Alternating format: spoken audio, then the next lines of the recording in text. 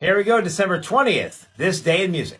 December 20th, 1958, John Lennon, Paul McCartney, and George Harrison appear as the Quarrymen at George Harrison's brother's home in Liverpool for his brother Harry's wedding. About 25 people were in attendance. This photo isn't from that. I couldn't find one, but this is a photo from the same year, 1958, when George joined the Quarrymen in his first appearance. December 20th, 1967, folk singer Joan Baez is sentenced to 45 days in jail after being arrested at an anti-war demonstration.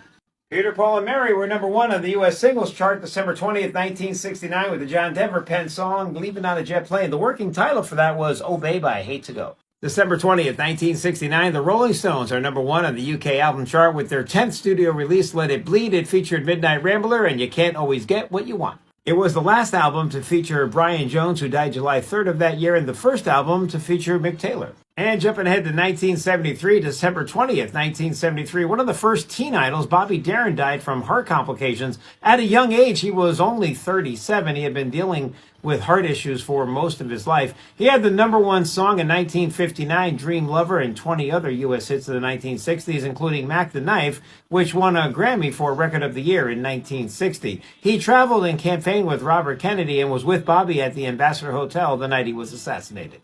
It was December 20th, 1974, when the Eagles stepped it up a notch. At the suggestion of their producer, Bill Simchick, it was announced that Joe Walsh, former guitarist for Barnstorm and the James Gang, will officially replace Bernie Leadon in the Eagles. And just 12 days after John Lennon was senselessly murdered in New York City, Just Like Starting Over from the Double Fantasy album gave the former Beatle his first number one in the UK. Our life together